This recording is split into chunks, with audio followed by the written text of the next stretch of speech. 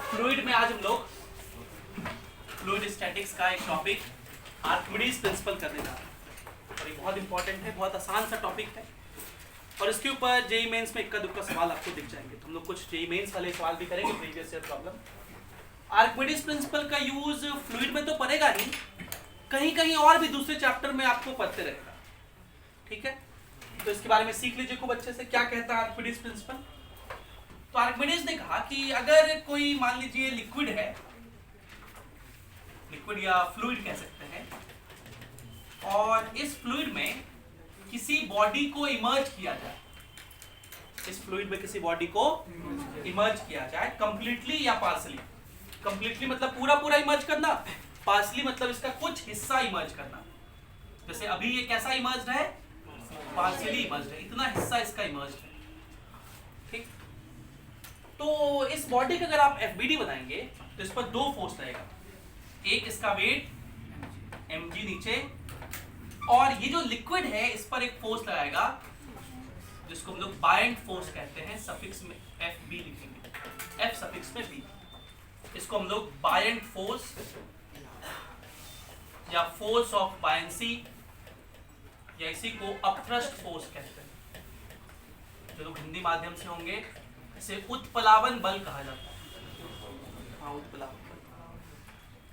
तो ये जो अपथ्रस्ट फोर्स होता है इसका वैल्यू आर्किमिडीज ने कैलकुलेट किया और कहा कि इसका वैल्यू V rho G होता है। कितना होता है? What is this V? This is volume of body, volume of body in the liquid, volume of body in the, and volume का मतलब क्या होता है? स्पेस। वॉल्यूम का मतलब क्या होता है? तो ये V क्या है? वह वॉल्यूम, ये वाला वॉल्यूम जो मैंने येलो से दिखाया, ये वॉल्यूम, जितना वॉल्यूम इस बॉडी का इस लिक्विड के अंदर है। मतलब ये वॉल्यूम पूरे बॉडी का वॉल्यूम नहीं है। कौन सा वॉल्यूम है? जितना पार्ट उस बॉडी का लिक्विड के अंदर। अगर वो बॉडी पूरा पूरा इमर्ज्ड होता तब तो बॉडी का पूरा वॉल्यूम इमर्ज्ड कहते हैं, लेकिन अभी पार्शियली इमर्ज्ड है, तो जितना पार्ट इमर्ज्ड है वो वॉल्यूम है। अगर इतना पार्ट आप इमर्ज कर दिए तो इतना ही वॉल्यूम पानी का हट गया होगा, लिक्विड का हट गया होगा। भाई अगर इस रूम में मुझे कोई सामान रखना है और ये रूम पूरा पैक्ड हो, कुछ नहीं हो, तो कुछ आप दूसरा चीज रखने के लिए उतना स्पेस क्या करेंगे? खाली करेंगे, तभी वो रख सकते हैं। तो अगर volume of body in the liquid V है तो इसी वॉल्यूम को हम लोग एक और नाम से कह सकते हैं, this is same as volume of liquid displaced, volume of liquid displaced. ये रो है डेंसिटी ऑफ लिक्विड, रो क्या है?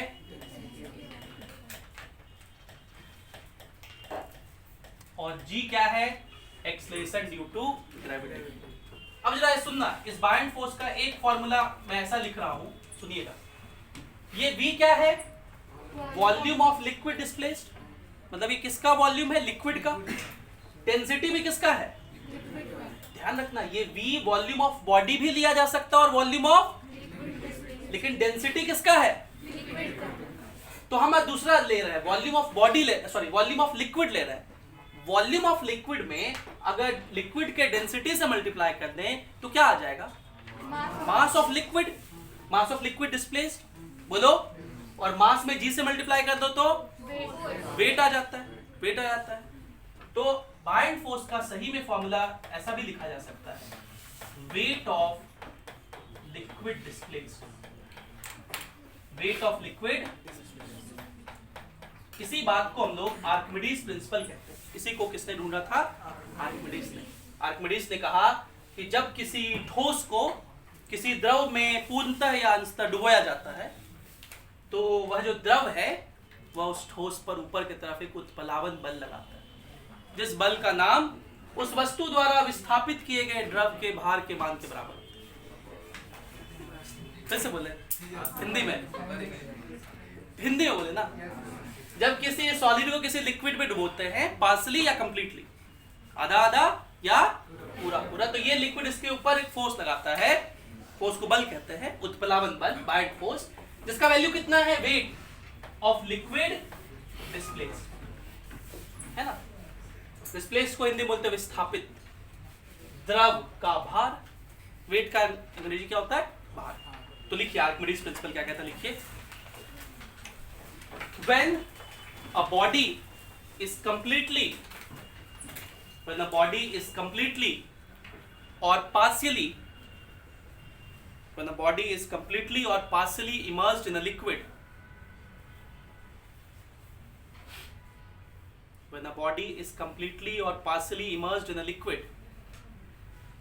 then an upward force acts on the body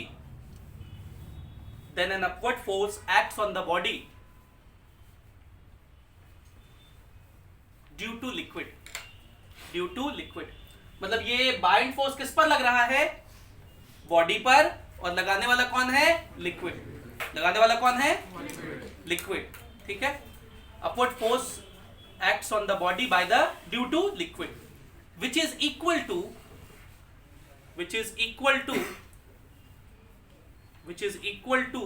the weight of liquid displaced,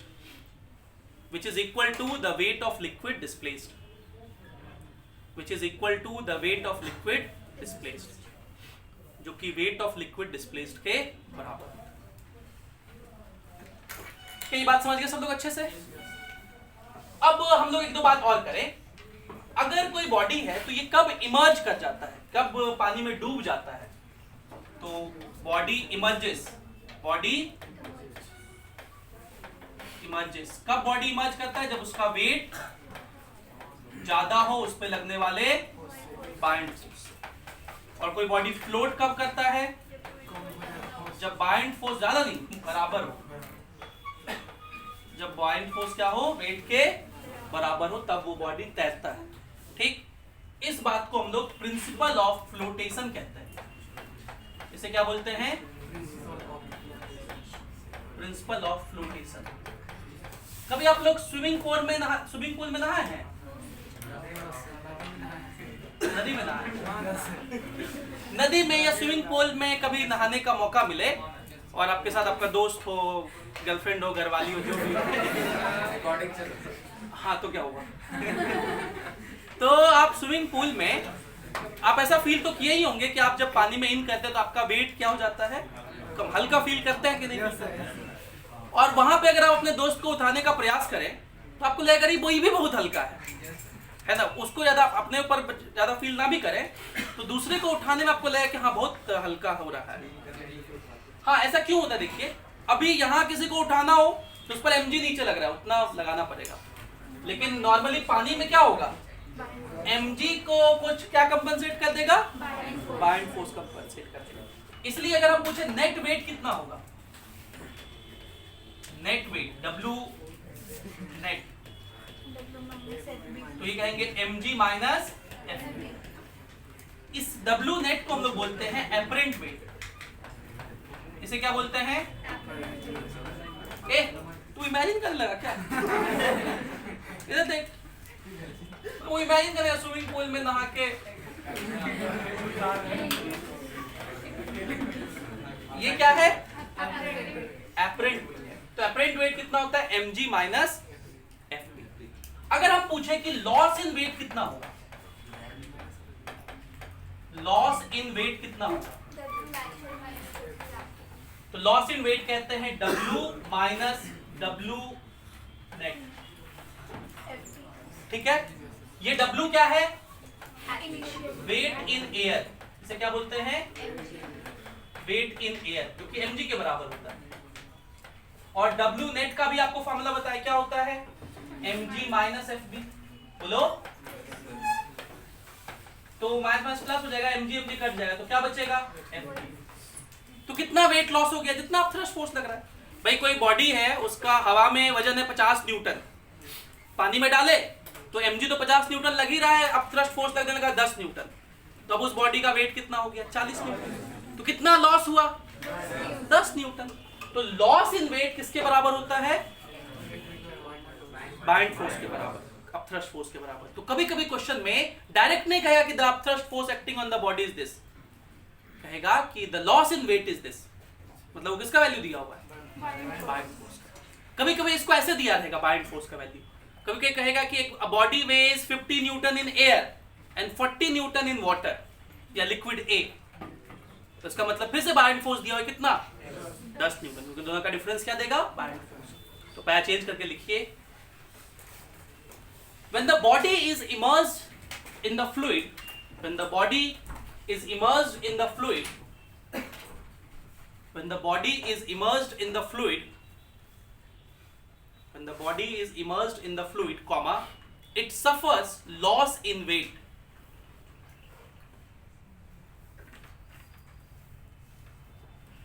It suffers loss in weight, and the amount of this loss,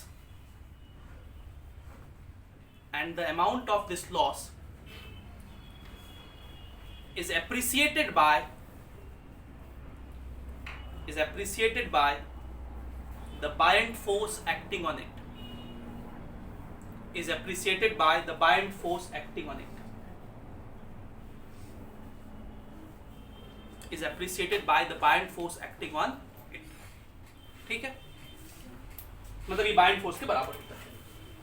अगर मैं पूछूं कि कोई body float कर रहा है, कोई बॉडी क्या कर रहा है, फ्लोट कर रहा है, तो इसका एपरेंट वेट कितना होगा,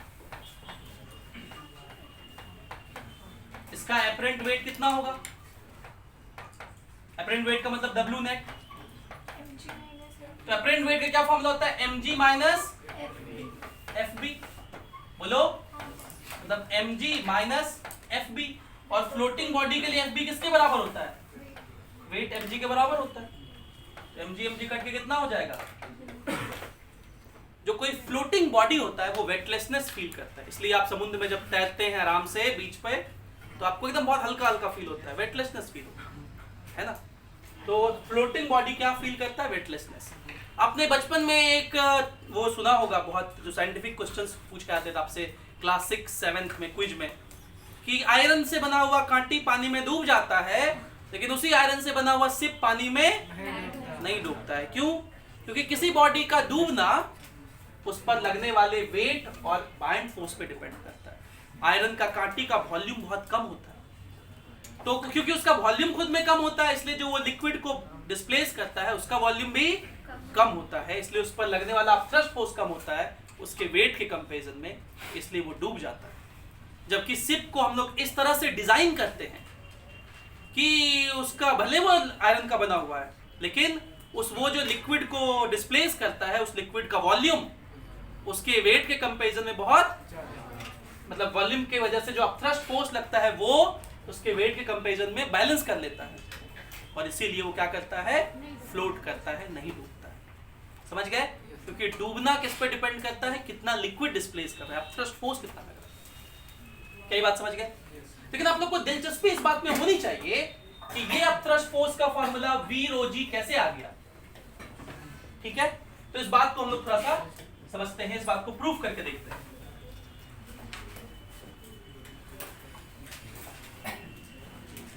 देखिए ये कंटेनर है, बहुत आसान सा प्रूफ है,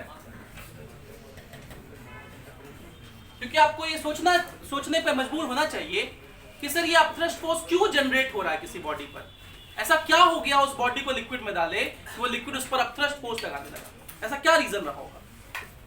तो देखिए, मान लीजिए ये लिक्विड है, and for the sake of simplicity मैं थोड़ा सा सिंपल बॉडी ले रहा हूं, तो हम लोग क्या ले लेते हैं, हम लोग एक सिलेंडर ले लेते हैं।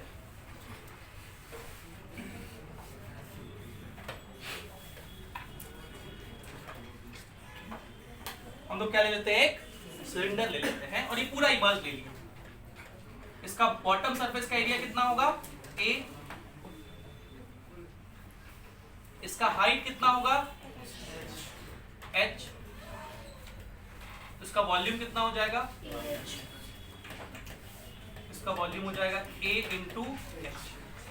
ठीक, अब हमने ये डिस्कस किया था कि जैसे जैसे पानी होता है तो लिक्विड कॉलम के वजह से प्रेशर क्रिएट होता है, लिक्विड कॉलम की वजह से, और H height of liquid column की वजह से प्रेशर कितना होता है, H rho G।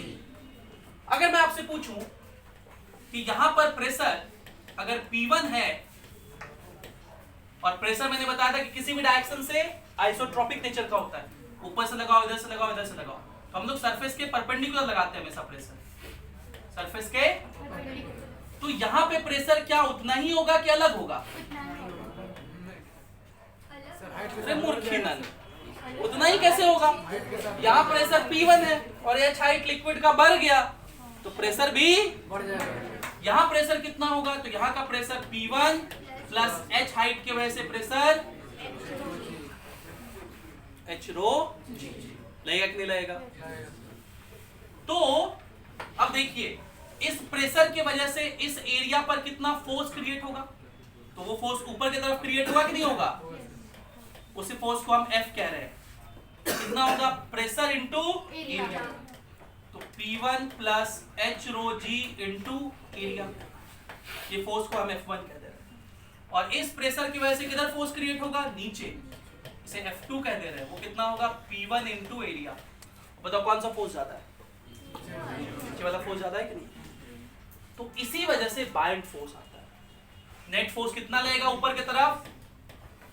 F net कितना लगेगा ऊपर की तरफ? F2 माइनस, इसी नेट फोर्स को हम लोग क्या बोलते हैं? Bind force. और कितना वैल्यू होगा? F2 माइनस F1, दोनों को माइनस करना है। तो -1 करो, P1 प्लस H रो G into area minus F1 कितना होगा? P1A। A कॉमन ले लीजिए तो P1 कट जाएगा, बचेगा HA रो G। और HA किसके बराबर था? प्रूफ हो गया कि नहीं हो गया? मतलब ये बाइंड फोर्स क्यों लगता है, कोई पूछे तो कहेंगे प्रेशर डिफरेंस की वजह से लगता है। किस वजह से लगता है? क्योंकि जैसे जैसे हम लोग लिक्विड में नीचे जाते हैं प्रेशर बढ़ता है, तो बॉटम सरफेस पे प्रेशर ज्यादा लगता है और टॉप सरफेस पे प्रेशर, इसीलिए प्रेशर डिफरेंस की वजह से नेट फोर्स ऊपर की तरफ क्रिएट होता है जो बाइंड फोर्स के बराबर होगा।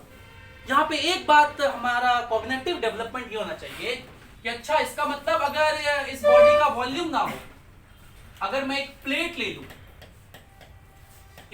ले लूं और इस प्लेट को लिक्विड में रख दूं तो क्या इस पर बाइंड फोर्स लगेगा?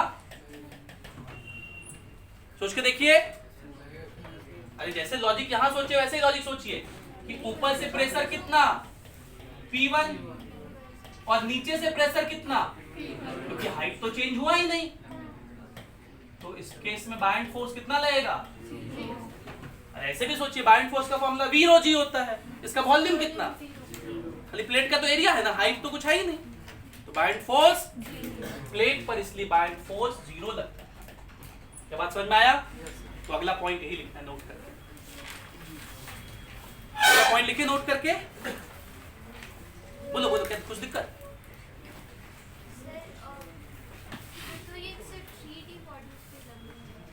हाँ, प्लेन पे नहीं लगेगा, रिंग पे नहीं लगेगा, जिसका वॉल्यूम होगा उसी पे लगेगा। किसके मटेरियल पे? नहीं, बाइंड फोर्स तीन ही चीज पे डिपेंड करता है।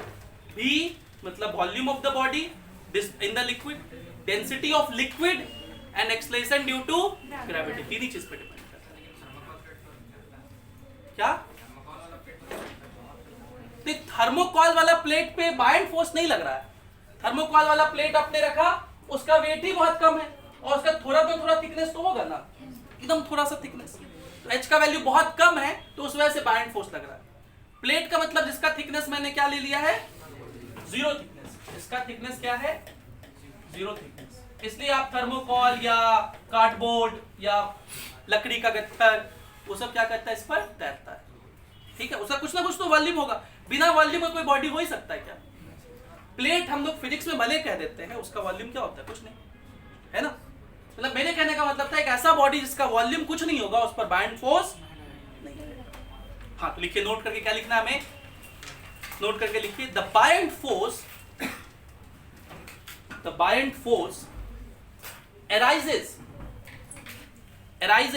due to the fact that the bind force arises due to the fact that the pressure in a liquid increases pressure in a liquid increases as we move down in the liquid. As we move down in the liquid.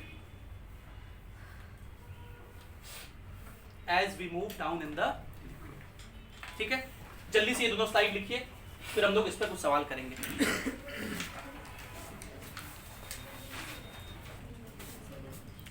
तो चलिए देखिए, पहला सवाल हम लोग Archimedes principal पे करते हैं। सवाल ये है कि एक ये पुली ब्लॉक सिस्टम है, ये ब्लॉक ए है, ये ब्लॉक बी है।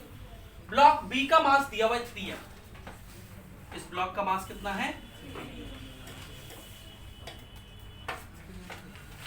3 टाइम्स ऑफ m इसका मास है। अब क्वेश्चन आगे लिखता है दैट बातें नहीं, अब the density of block B is 2 rho. इस ब्लॉक बी की डेंसिटी कितनी है? तो ब्लॉक बी का हमें मास भी पता है और इसका क्या हम इस ब्लॉक बी का वॉल्यूम निकाल सकते हैं? देखो इस लाइन का मतलब समझ रहे हैं हम लोग, फिजिक्स अंग्रेजी में लिखा हुआ है, हिंदी में समझ लिया, अब उसका क्या समझ रहे हैं? फिजिक्स और मैथ्स। इसके वजह से हम लोग वॉल्यूम निकाल सकते हैं। वॉल्यूम होता है मास बाय डेंसिटी। वॉल्यूम क्या होता है? तो मास कितना है? 3m बाय 2 रो, इसका वॉल्यूम होगा। The system is released from rest so that the block B moves up in the liquid. ये ब्लॉक B किधर मूव कर रहा है? अप मूव कर रहा है इन द लिक्विड। तो मान लीजिए ये ब्लॉक A से ऊपर जा रहा है। कितने से ऊपर जा रहा है? फिर वो सेमी धागा से बंधा हुआ है कि नहीं बंधा हुआ है? तो ये ब्लॉक किधर जाएगा? A से। आपको इस ब्लॉक का मास नहीं दिया हुआ है, इसको निकालना है, तो इसका मास Ma मान लेते हैं, तो ये हम लोग को निकालना है। चलिए FBD बनाइए। FBD बनाते हैं। इसका वेट mg नीचे लगेगा और ये तो एटवुड मशीन के जैसा ही है ना जी, उसमें टेंशन तो दिखाते नहीं थे हम लोग, बिना टेंशन के भी काम चल जाता था। इसका वेट कितना नीचे लगेगा? 3 mg, बोलो। और इस पर एक अपथ्रस्ट फोर्स भी ऊपर लगेगा क्योंकि अभी ये लिक्विड में है, ये टेंशन नहीं है। ये कौन सा फोर्स लिख रहे हैं? Bind force. कितना लगेगा बाइंड फोर्स? v रो g। इसका पूरा पूरा वॉल्यूम इसमें है, तो 3m by 2 rho into density of liquid, वो कितना है? Rho into g, 1.5 mg। 1. अब इक्वेशन लिखिए, एक्सलेशन के लिए इक्वेशन लिख रहे हैं। A इज इक्वल्स टू ये फोर्स सपोर्टिंग की अपोजिंग, सपोर्टिंग क्योंकि एक्सलेशन के डायरेक्शन में है, तो mag माइनस ये फोर्स सपोर्टिंग के अपोजिंग, एक्सलेशन के, और ये फोर्स सपोर्टिंग क्योंकि ऊपर की तरफ लग रहा है, सपोर्टिंग है, plus 1.5 mg minus 3 mg by total mass Ma plus 3m। इसको थोड़ा सॉल्व लिख दो। एक्सलेशन कितना हो गया? Ma माइनस 1.5 m इंटू जी बाय Ma प्लस 3m। ये हमारा पहला इक्वेशन बन गया, ये हमारा पहला इक्वेशन बन गया। ठीक, अब आगे कह रहा है, याद रख पा लिए थे कि the block B moves up in the liquid, फिर आगे क्या कह रहा है? And moves down out of the liquid. जब ये लिक्विड से बाहर निकल जाता है तब अगर आप फिर से FBD बनाएंगे तो वो नीचे जा रहा है विद सेम एक्सलेशन, और एक्सलेशन का वैल्यू अभी भी कितना है? A ही है। तो फिर से हम लोग ये निकालेंगे और दोनों को क्या कर देंगे? क्योंकि सेम होगा। तो चलिए निकालते हैं फिर से हम लोग एक बार FBD बनाते हैं। अब सिचुएशन कैसा दिखेगा आपको बताइए? ये सीलिंग दिखेगा, ये पुली, इधर से बना हुआ ये ब्लॉक Ma मास का, और इधर से बना हुआ ये ब्लॉक B जो कि 3m मास का है। और अब ये लिक्विड से बाहर है, ये किधर है? आउट ऑफ द लिक्विड है। तो आउट ऑफ द लिक्विड है तो क्या अपथ्रस्ट फोर्स नामक कुछ भी लगेगा? नहीं लगेगा। तो फिर से FBD बनाइए। इसका वेट कितना? 3 mg, और इसका वेट कितना? Ma इंटू जी। ये ब्लॉक A से अब नीचे जा रहा है और ये ब्लॉक A से अब ऊपर जा रहा है। तो इस बार A के लिए क्या लिखोगे? इस बार ये 3 mg सपोर्टिंग के अपोजिंग, और ये वाला mag opposing by total mass Ma plus 3m। कौन सा इक्वेशन हो गया? दूसरा इक्वेशन। और ये दोनों एक्सप्रेशन क्या होगा? सेम होगा। तो बराबर कर दीजिए, बराबर करिएगा। Equation 1 is equals to equation 2 करिएगा तो नीचे वाला क्या हो जाएगा? Cancel out. क्या बचा ऊपर में? ऊपर में जी भी कैंसल आउट हो गया। तो यहाँ क्या बचा? ma minus 1.5 small m is equals to 3m minus ma। ये ma इधर आके हो गया 2ma इज इक्वल्स टू ये 4.5m। तो ma का वैल्यू कितना हो जाएगा? 4.5m/2। पॉइंट उड़ाएंगे तो 20 नीचे और 5 से काट दीजिए, 5 9 45, 5 9m/4। This will be our answer. देखो यही आंसर। एयर में एक्सेलरेशन कैसे लिखे? ये कैसे लिखे? लिखा हुआ है क्वेश्चन में, moves down out of the liquid. Question में लिखा हुआ है कि up moves up in the liquid and moves down out of the liquid. Liquid के बाहर वो डाउन मूव कर रहा है, लिक्विड में वो अप मूव कर रहा है। ऐसा क्वेश्चन में लिखा हुआ है। हम माने नहीं अपने मन से, वो लिखा हुआ है। ठीक है, ये तो दो सिचुएशन आपको बनाने थे, समझ गए? बिना सॉल्यूशन देखिए खुद से बनाइए, प्लीज सॉल्यूशन छापिए मत आप लोग, यही गलती करते हैं। और उसके बाद ये वाला सवाल बनाइए, इस पर ये सवाल लिखिए। वो सवाल मैंने आपको समझा दिया, सॉल्यूशन आपको नहीं दिखा रहा हूं, खुद से बनाइए पहले वो सवाल, फिर ये सवाल ट्राई करिए। चलिए अगले सवाल को करते हैं। देखिए जनरली आर्किमिडीज प्रिंसिपल वाला में जो सवाल पूछते हैं उसमें दो केस आपको हमेशा बनाना पड़ेगा। जनरली जो सवाल पूछते हैं, जैसे देखो ये सवाल क्या दिया हुआ है, the initial situation is shown in figure, इतना लिख दिया खाली। अब इस सिचुएशन को हम लोग एनालाइज करते हैं।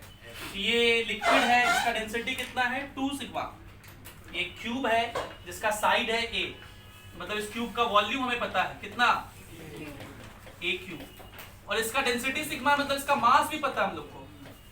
मास क्या होता है? Volume into density. तो अगर m मास का है तो वॉल्यूम इनटू डेंसिटी। ठीक है, बस इनिशियल सिचुएशन दिया हुआ है। मतलब आप देखिए इस क्यूब को देखिए, ये क्यूब ऐसे है, यहां से लेकर के यहां तक है। मतलब ये क्यूब पानी में नहीं है, मतलब लिक्विड में। तो अगर इस क्यूब का भी एफबीडी बनाए तो क्या क्या फोर्स लगेगा? एक तो इस पर mg लगेगा नीचे, जो कि m का वैल्यू है a क्यूब सिग्मा इंटू जी। बोलो समझ में आया? ये mg का वैल्यू लिखे। और इस पर कौन कौन सा फोर्स लग सकता है? बाइंड फोर्स तो लग नहीं सकता, ये स्प्रिंग वगैरह फोर्स लगा सकते हैं, और लगाएंगे क्योंकि ये ब्लॉक रुका हुआ है। तो ऊपर की तरफ एक नेट फोर्स होना चाहिए जो कि इसको बैलेंस कर सके। ठीक है, तो ऊपर की तरफ नेट फोर्स दो कंडीशन में हो सकता है। अगर ये स्प्रिंग खींचा हुआ हो तो ये स्प्रिंग लगा दे, और ये कंप्रेस्ड हो तो भी ये लगा सकता है।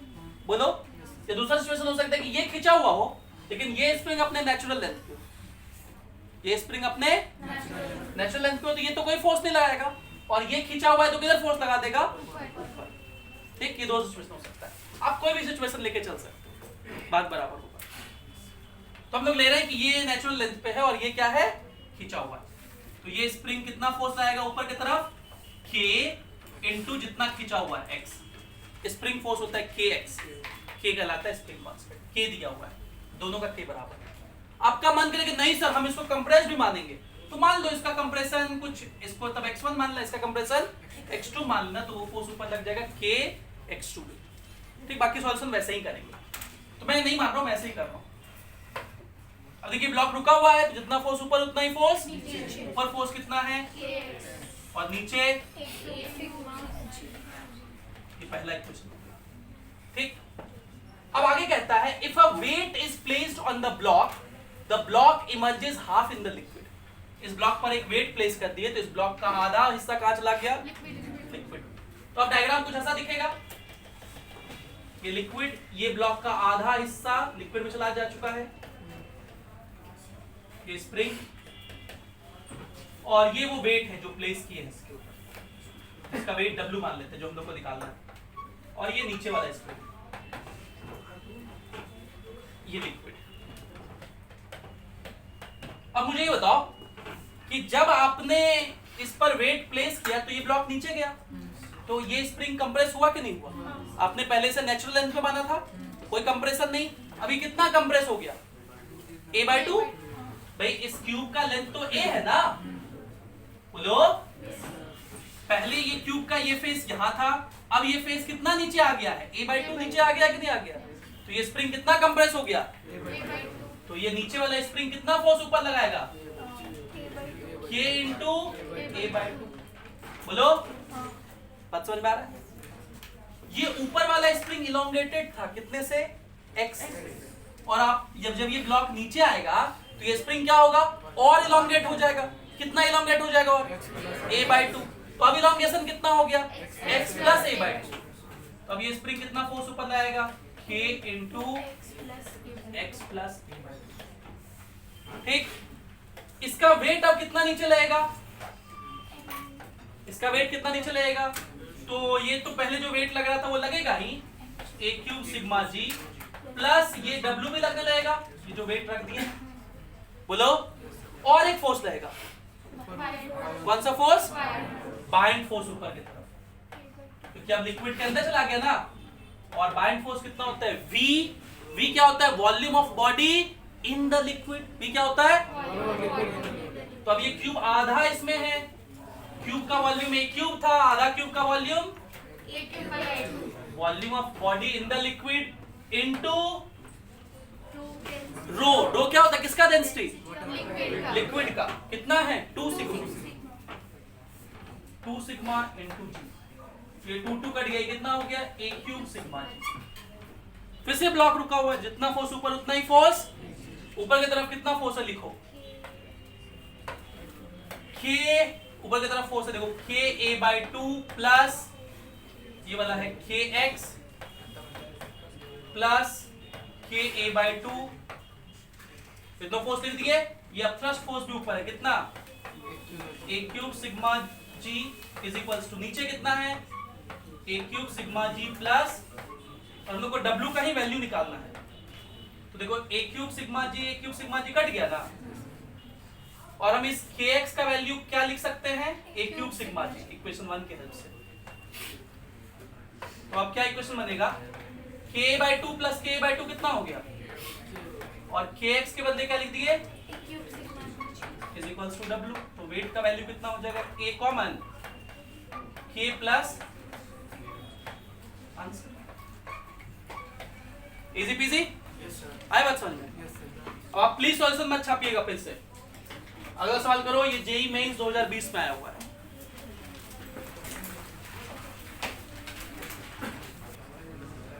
ये सवाल तो लेकिन सच में बहुत आसान है। देखो थक गए तो जल्दी देखो क्या है question. A hollow spherical shell eight outer radius capital R floats just submerged under water surface. पहले इसका डायग्राम बनाते हैं। ऐसा वाटर होगा और जस्ट इसके अंदर क्या है? एक हॉलो सेल है। हॉलो सेल क्या होता है? ऐसा कुछ जिसमें अंदर में खोखला होता है, कैविटी होता है, और इधर बाहर में इसका इनर रेडियस दिया हुआ है स्मॉल r और आउटर रेडियस दिया हुआ है कैपिटल। पहले इतने का समझते हैं मीनिंग। अगर हम पूछें कि ये हॉलो स्फीयर कितना वॉल्यूम छेकेगा, कितना स्पेस लेगा, तो क्या बताओगे? यही कृपा रखी हुई आस्था बोल रही है कि सर ये उतना ही वॉल्यूम छेकेगा जितना इसके मटेरियल का वॉल्यूम है। मतलब 4/3 pi capital R cube minus 4/3 pi small r cube. ये कितना है? माइनस बोल देते। कितना वॉल्यूम, स्पेस कितना छेकेगा? आउटर वॉल्यूम के बराबर। स्पेस कितना छेकेगा? आउटर वॉल्यूम के बराबर। क्या आप ये बात समझ रहे हैं? मतलब इसको कहीं रखने के लिए कितना खाली करना पड़ेगा? आउटर वॉल्यूम के बराबर। बोलो, तो जब ये इस पानी में इन किया होगा तो उसने पानी के कितने वॉल्यूम को हटाया होगा? आउटर वॉल्यूम के। और जितना पानी हटाया होगा उसी पानी ने क्या लगाया होगा? Bind force. कितने के बराबर होता है? v रो g। यहाँ पे ये v किसका वॉल्यूम होगा? जितना लिक्विड डिस्प्लेस हुआ है वो कौन सा वॉल्यूम होगा? Outer volume. 4/3 pi capital R cube into rho होता है डेंसिटी ऑफ वाटर। और वाटर का डेंसिटी SI यूनिट में कितना होता है 10 to the power 3 kg per meter cube होता है। और अगर CGS सिस्टम में बात करें तो 1 ग्राम पर सेंटीमीटर क्यूब। ठीक है, लेकिन इस सेल का कितना वेट नीचे लग रहा होगा, mg कितना होगा। अब अगर हम इस सेल का मास पूछें आपसे, तो इस सेल का मास किसके वजह से होगा, इसके मटेरियल की वजह से। इसके मास किसकी वजह से होगा, बोलो। तो इसका अगर मास लिखना है तो इसका मटेरियल का वॉल्यूम लिखना पड़ेगा, जो कि कितना होगा 4/3 pi capital R cube minus, ये इसके मटेरियल का वॉल्यूम हुआ, इनटू इसके मटेरियल का डेंसिटी। इसके मटेरियल का डेंसिटी दिया हुआ है, देखिए स्पेसिफिक ग्रेविटी लिखे या रिलेटिव डेंसिटी लिखे, सबका मतलब होता है डेंसिटी, सीधा समझ लीजिए। Specific gravity of cell of material is 27/8। ठीक है, स्पेसिफिक ग्रेविटी या रिलेटिव डेंसिटी वाटर के रिस्पेक्ट में होता है। वाटर का आप डेंसिटी कितना लिखते हो 1 ग्राम पर सेंटीमीटर क्यूब या 10 to the power 3 kg पर। तो वाटर के रिस्पेक्ट में इसका डेंसिटी 27/8 टाइम्स है, मतलब इसका डेंसिटी कितना लिखेंगे 27/8 ग्राम पर सेंटीमीटर। वाटर का कितना लिखते हैं 1 ग्राम पर सेंटीमीटर क्यूब, तो इसका कितना लिखेंगे 27/8 ग्राम पर सेंटीमीटर। तो डेंसिटी कितना लिख देंगे 27/8 इंटू 10 का पावर 3, ऐसा सिस्टम लिखते इंटू जी। बात समझ में आया। तो सेल के केस में उसका जो वेट होता है, वेट में मास जो होता है, वो मास किसकी वजह से होता है, मटेरियल की वजह से। तो हम मटेरियल का वॉल्यूम इंटू डेंसिटी की, और इस पर लगने वाला आप थ्रस्ट फोर्स में वॉल्यूम किसका लेंगे, आउटर वॉल्यूम, क्योंकि उतना स्पेस वो दिख रहा है। और डेंसिटी तो वाटर का लिखना होता है, लिक्विड का है। और ये फ्लोट कर रहा है, क्या कर रहा है, फ्लोट कर, देखो लिखा हुआ फ्लोट कर रहा है। कोई बॉडी कब फ्लोट करता है, जब वेट और अपथ्रस्ट फोर्स बराबर हो। तो बराबर कर दीजिए, FB = वेट। ये तो बहुत आसान सवाल था, बहुत इजी बात। अब ये सब बात आपको नहीं ध्यान में लगता है कि वेट किसके वजह से होता है, वॉल्यूम किसके वजह से होता है, तो यहाँ पे आपका फिजिक्स का डेवलपमेंट माइंड का कम हुआ है। तो सोचना है ये सारी चीजें। कहीं कोई बॉल है, बॉल को रखेंगे कहीं भी तो कितना जगह चकेगा, जितना उस बॉल का वॉल्यूम है, आउटर वॉल्यूम है। लेकिन उस बॉल का मास किस पे डिपेंड करेगा, उसके मटेरियल पे, उसके। और कोई बात नहीं अगर आज नहीं पता था तो, लेकिन अभी पता होना चाहिए। आज के बाद ये गलती कहीं पर भी आपको नहीं दोहरानी है ना। तो FB कितना है 4/3 pi capital R cube into 10 into G = ये वेट कितना है 4/3 pi capital R cube minus into 27/8 into, अच्छा हम यहाँ बार 10 क्यूब इंटू G। फिर देखो 10 क्यूब इंटू G और ये 4/3 पाई, 4/3 पाई 10 क्यूब इंटू G क्या हो गया, कट गया। क्रॉस मल्टीप्लाई कर दीजिए, क्रॉस मल्टीप्लाई कर दोगे तो ये 8 इधर आके क्या हो जाएगा 8R क्यूब, बोलो। और इधर 27 मल्टीप्लाई होके 27 कैपिटल R क्यूब माइनस 27 ही स्मॉल R है ना जी। आपसे क्या पूछा, आपको बताना है स्मॉल r का वैल्यू कैपिटल R के टर्म में। तो 27 स्मॉल r क्यूब = ये इधर गया तो 21 कैपिटल R, यही होगा नहीं 19, कितना होगा 19 कैपिटल R। तो small r cube = 19 R cube by 27। तो स्मॉल r कितना हो जाएगा, cube root of 19 by cube root of 27 तो 3 होता है। तो यहाँ क्यूब रूट ऑफ 19 लिखना है, 19 का पावर 1/3। तो कैलकुलेशन नहीं, आंसर सही है, कैलकुलेशन करना पड़ेगा। तो 19 का क्यूब रूट हम लोग सोचेंगे थोड़ा सा, कितना कैसे सोचेंगे, तो 27 का कितना होता है 3 और 8 का होता है 2, तो 2.5 के आसपास कुछ होगा। कितना होता है 2.5 सोचिए, 2.5 इंटू 2.5 इंटू 2.5 तो 6.25 इंटू 2.5 25 125 12 25 50 12 62 के दौर में 6 25 150 156 15.625 अभी भी नहीं आया, तो 2.7 के आसपास होना चाहिए। तो 2.7 डिवाइडेड बाय 3 कितना हो गया? 0.9 आर। कितना आ गया? 0.9 आर। तो ये लिखा हुआ है 0.6 आर, 4/9, 40/9, तो चौक 36। ये भी 0.4 आर लिखा हुआ है, ये 0.3 लिखा हुआ है, 0.3 आर, ये लिखा हुआ है 0.6 आर, और 9 नंबर क्या से 0.9 आर। तो डी ऑप्शन सही होगा। ठीक, ये सवाल जेईई मेंस 2020 का। देखिए कुछ और सवाल करते हैं ऐसे ही। अगला सवाल है, अब मैं ही करा दे रहा हूं, आप लोग बाद में खुद से करिएगा। A wooden block floating in a bucket of water has, सुनेगा ध्यान से, एक वुडन ब्लॉक है और क्या है? एक बकेट ऑफ वाटर है। तो देखिए हम लोग एक बकेट ऑफ वाटर बना लिए। क्वेश्चन पढ़ना हम लोग सीख चुके हैं कि लाइन बाय लाइन का मीनिंग समझना है।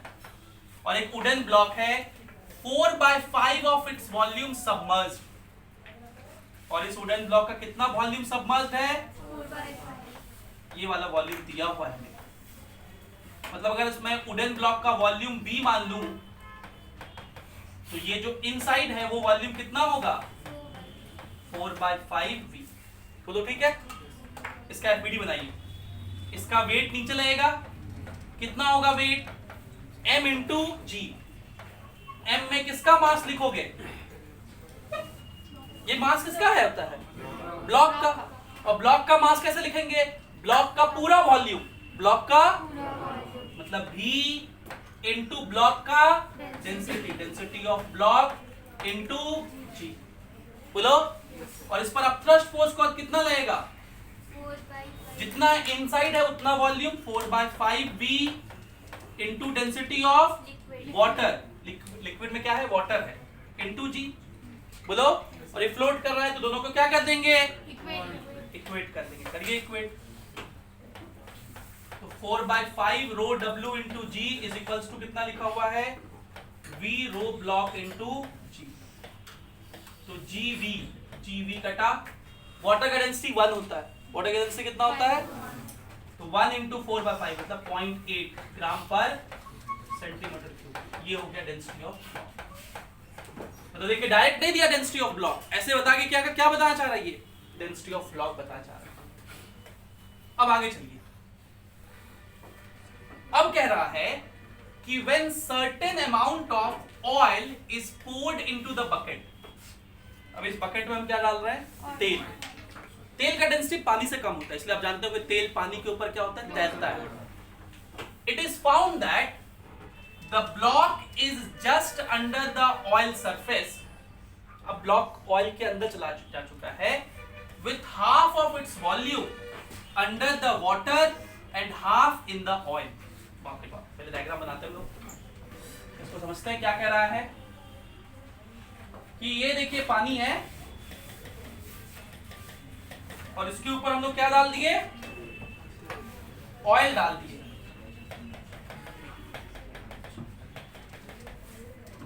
ये क्या है? ऑयल।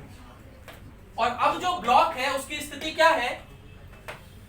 इस ब्लॉक की स्थिति ये है कि इस ब्लॉक का आधा हिस्सा पानी में है और आधा हिस्सा ऑयल में है। अच्छा, समझ गया। ठीक, फिर से इसका एफबीडी बनाइए। फिर से इसके वजन में कोई फर्क पड़ा क्या? नहीं। तो इस पर mg अभी भी उतना ही लगेगा। कितना? अभी लिखे थे देखो, V into rho block into G। V into rho block into G। बोलो ठीक। और इस पर आप थ्रस्ट फोर्स लगेगा।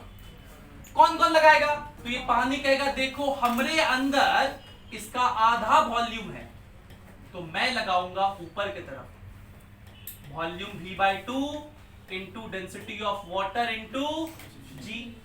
बोलो, बोलो ना जी। और तेल कहेगा कि आधा वॉल्यूम हमारे पास है तो हम भी लगाएंगे V/2 into density of into G। बोलो। और ये फ्लोट कर रहा है तो जितना फोर्स ऊपर उतना ही फोर्स। तो ऊपर में देखो V/2 इंटू जी कॉमन ले लें, तो रो वाटर प्लस रो ऑयल बचा कि नहीं बचा? इधर V रो ब्लॉक इंटू जी,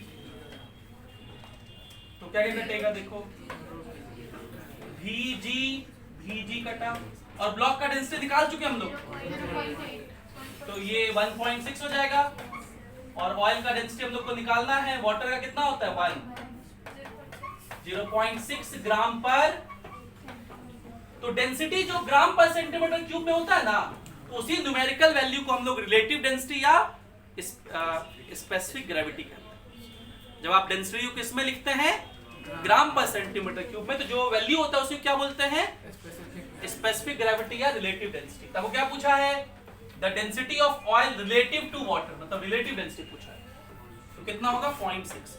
और क्यों इसको बोलते हैं, क्योंकि वाटर का डेंसिटी कितना होता है 1, तो ये सिग्निफाई करता है कि वाटर से ये 0.6 टाइम्स है डेंसिटी में, ठीक है। इसलिए देखो यहाँ लिखा है density of oil relative to water. Actually relative density का यही फार्मूला होता है, density of liquid by density of water at 4 degree Celsius, जो कि कितना होता है 1 ग्राम। समझ गए?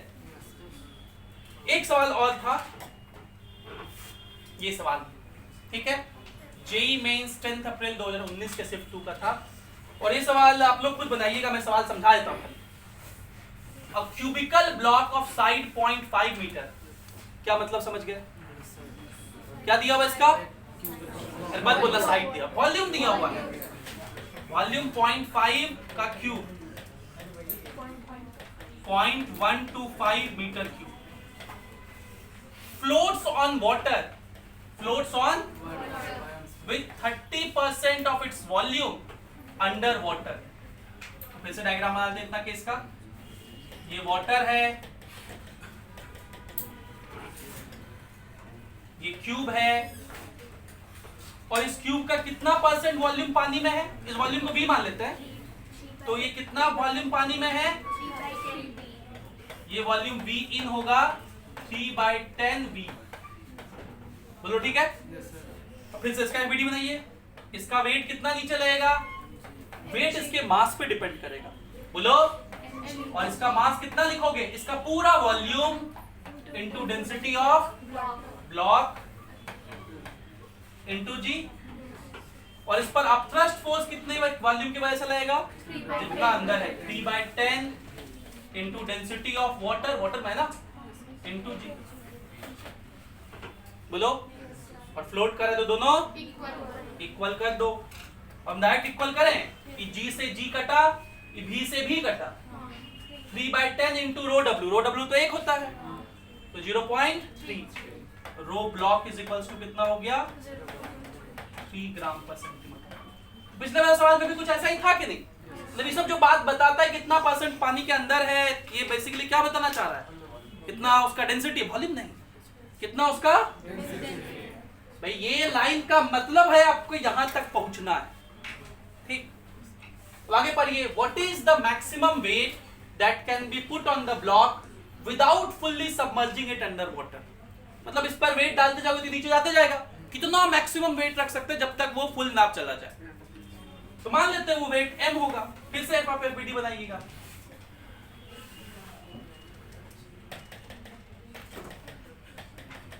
अब इस केस में क्या होगा, आप ये ब्लॉक को क्या कर दीजिएगा, फुल्ली सबमर्ज मान लीजिएगा कि ठीक है m मास पे फुल्ली सबमर्ज हो गया, वहीं तक वेट रख पाएंगे, उसके बाद तो वो डूब जाएगा। ये वो m मास है जो उसके ऊपर रखे हैं, ठीक है। अब इसका एफबीडी फिर से बनाइए, इस पर नीचे कितना फोर्स लगेगा, इसका खुद का वेट प्लस जो मास रखे हैं उसका, बोलो कितना वेट नीचे लगेगा, m प्लस इसका खुद का मास निकालें, देखो इसका वॉल्यूम इनटू इसका, ये हो गया टोटल मास इनटू जी,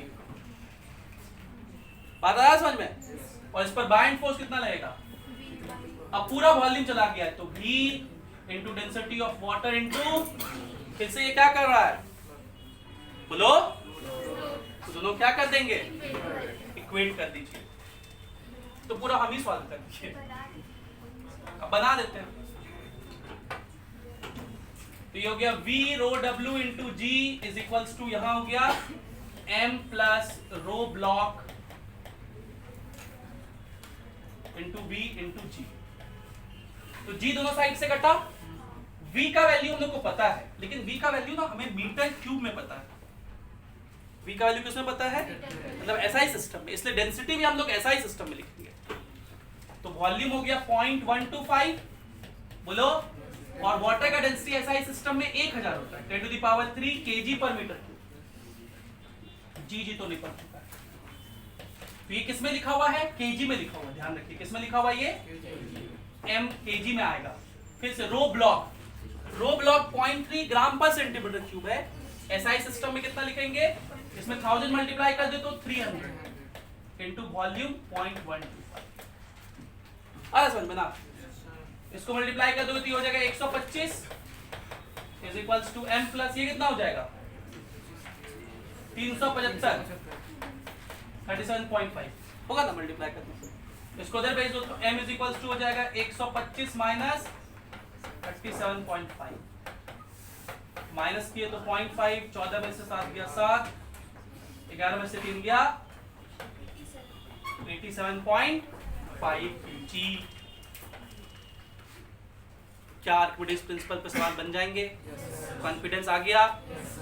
कुछ छापना मत, खाली क्वेश्चन लिख करके खुद से ट्राई कर लें। आज के लिए इतना ही, बाय बाय।